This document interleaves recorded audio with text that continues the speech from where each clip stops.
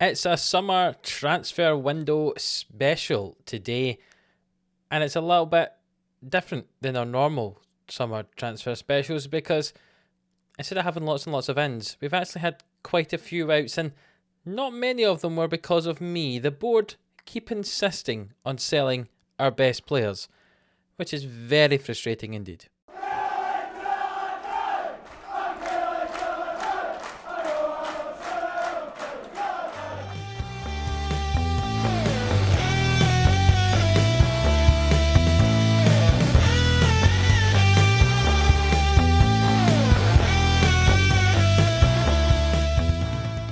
Yes, hello, welcome on into Living in Sports, here for the Killie boys on Football Manager 21. If you're new around here, hit that subscribe button for more daily Football Manager content. And if you missed the last episode of this, it's been a wee while ago now, go and have a look at it. There was a wee something special in between last season and this season. We had a little go at the Copa America with Messi and Argentina. Messi and Argentina haven't won the Copa America since the early 90s. I mean, Messi hadn't won it at all since he became a player for Argentina. So, we tried to see if we could win it for Messi. So go and have a look at that series. I'll leave a wee link and a wee card for that on this video for you to go and have a look at that to see how we did there. But we're back now with the Killie boys, and it is a transfer special. And as I say, there's been a few big names out, and let's get straight into that. The first one we should talk about is probably Hector Moreno. He left to go to Everton for £22 million after 3 seasons with the club. Not much I could do about it. £22 million release clause was in his contract, and I couldn't get him to sign a new contract that didn't have it in it. So I'm afraid Moreno is gone. Our first choice left back for most of last season. Away to Everton, he's pretty good, I'll be honest. He's also on £115,000 at Everton, which he was not at. That sort of wage at Kilmarnock. So good on him getting that amount of money. But yeah, we've lost Hector Moreno, our first choice left back. We've also lost one of our backup centre-backs, Carlos Hernandez. To be honest, I'm not even sure he actually ever played for us, but he was out on loan a couple of times. He looked a fairly good player who could develop for us, but he's went to Porto for £6.25 million. Not bad for someone who you probably hadn't even seen, but that was another Mexican defender who was away. One player who you might remember from a few seasons ago was Ivo Gulacsi. He had been out on loan the last few years, but he had played a little bit a few seasons ago. You can see we've sold him to Fenerbahce for £4.8 million, basically doubling the amount of money we paid for him from Chile. And having played for us 12 times, that's not a bad return, I don't think. I don't know if you remember Caleb Campbell. He played for us never. It looks like maybe he might have played a European or a cup game or something. It doesn't look like it, to be honest. But we signed him for free from Arsenal a few seasons ago. He was out on loan most of the time he was with us, and we sold him for £2.5 million to Empoli. Not a bad return again. And we've actually sent 2 more defenders out on loan to Burnley. Thomas, who was our backup right back last season, or one of the backup right backs, he ended up at West Brom a couple of seasons ago, played 8 times for us last year, but he's away on loan to Burnley in the English Championship. And Kokatovic is also at Burnley in the Championship, the left-sided player. He played only 3 times for us. That does mean we've lost 2 left-backs in this window, as you can imagine. Kokatovic away, Moreno away. Tierney, not quite as good as he always was. You can imagine we've probably brought in a left-back. But yeah, Kokatovic and Thomas both to Burnley on loan. And this is our second biggest sale of the window, and it's Alcatraz. Remember, we signed Alcatraz last year. He played 27 times for us, got 5 goals, 6 assists. We signed him for £6 million. Well, we've sold him to Brighton for 28. You can see he's now worth 46. I don't know if that's just because he's in the Premiership or if he's actually that good, but yeah, £28 million we sold Alcatraz to Brighton for. To be honest, we didn't really use him that much. Most of his appearances ended up off the bench, and toward the end of the season he wasn't getting in the team, so I sold him for 28 million. And one player who I did not want to lose, but the board accepted the offer and I couldn't convince them not to, is Ljubo Jovic. You remember our amazing attacking midfield Serb. We signed him from Red Star for £7 million several seasons ago. He didn't have a work permit, went on loan to Utrecht where he played enough to get one. He then was so important for us. He only played 21 times in the league last year, but that's because he played so many times in Europe for us. We often gave him the league games off. But he was so important for us, so good. We've sold him for an initial 38 million, possibly going up to 56. So I suppose you can't complain when you're getting possibly 56 million for the player. But I really would have rathered him than the 56 million, to be honest. And it has left us short in the attacking midfield department. And actually, we haven't really brought in a replacement for him. There's not anyone in our price range that we can really afford to bring in.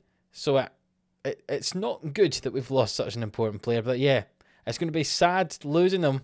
But we'll have to see how we get on without him in our team.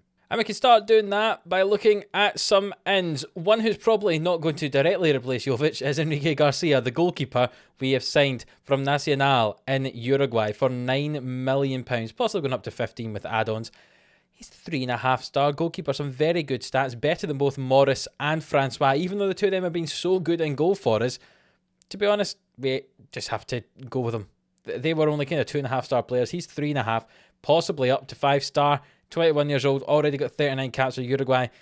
He's good. He's going to be our first choice goalkeeper, and he's got the number 1 shirt. Working our way forward, we've also brought in Simon Thompson for £28 million from Celtic. I know it looks like a lot of money for a player of his quality, and it probably is, but he can develop into a 5-star player if needed.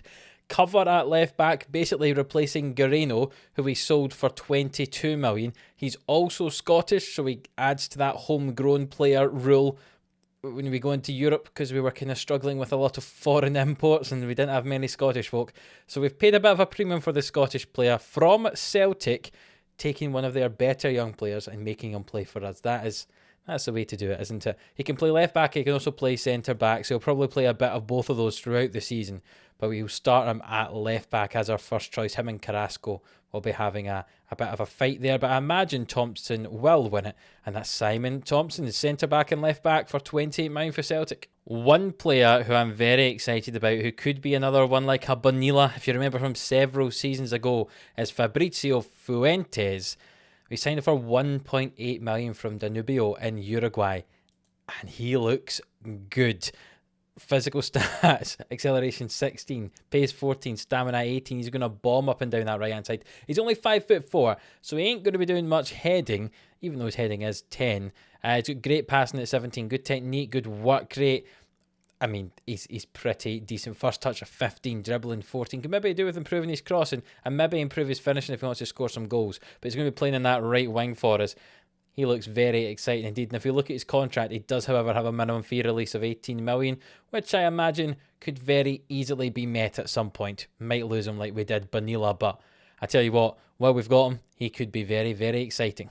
A player who I've been interested in for about 4 or 5 years now is George Pedrahita. I might have to change his name if I start struggling with it, but Pedrahita here, the Colombian midfielder, has already got 49 caps for Colombia at 24 years of age. Central midfielder, can also play at attacking mid. I was thinking maybe he could be a replacement for Jovic, but I'll show you in just a minute. I think I'm going to change our formation slightly, so we'll be playing in central midfield. We've signed him from PSG on a free. When he signed for PSG all the way back here in 25-26, I was looking at him then, and he signed for PSG back then. So we've managed to get him a few years later on a free as well. You can see he's not played a huge amount for PSG. He's had loans at Porto and Mönchengladbach, which have been successful in the last few years. But we've now got him. We'll see how he does in the middle of our midfield for us. Yeah, I'm pretty excited about that. He has a minimum fee release of 20 million as well, so if someone comes in for him, he will probably be sold. But I'm excited to see what he brings. Nice first touch, nice decisions, good overall physicals. His mentals are very good. He's got a lot of good technical skills.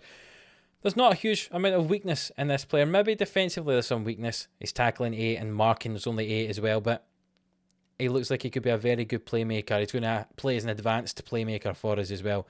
I'm very excited about him. So that's George Pedrahita. Hard name to say. Another player we've brought in who's, to be honest, not as good as I thought he was when we were initially scouting him is Leandro Santana. He's attacking midfielder, can also play at central midfield or up front as well. Might not see a lot of him. £2 million he paid for him. His stats are okay. He came in from Real Betis after a year on loan at Mallorca last year. As I say, not as good as I thought he could be. We'll see how he does though. I don't think he's quite going to be a Jubo Jovic though. We've brought in more players to fill in that midfield position. You'll see why with the formation change. We've added a few more midfielders to the squad. We've brought in Andrew O'Toole here. He can play centre mid, up front, or attacking mid as well. You can see he's slightly better than Santana. He is in on loan from Man United. He spent last season on loan at West Brom, where he had a fairly alright season. 2 goals in that. Mainly probably playing as a box-to-box midfielder for us. Solid enough to sit there coming off the bench, I imagine, and on loan. So no money having to be paid out. But that's young 18-year-old Andrew O'Toole in on loan from Man United. And the last big signing we've made is Dylan Hammond. We've signed him for £10 million from Arsenal. You can see he was on loan at Burnley a few seasons ago for 2 years. Celta Vigo last season away in Spain. He's fairly decent at all his loan spells there. So I was happy to bring him for £10 million. He's going to act as a box-to-box, possibly a playmaker coming off the bench for us. He's not quite as good as I was hoping he would, but 2.5, 3-star player, very solid. Can play attacking mid if we need to as well, and also if we need to put him out on the wings as well. So fairly versatile.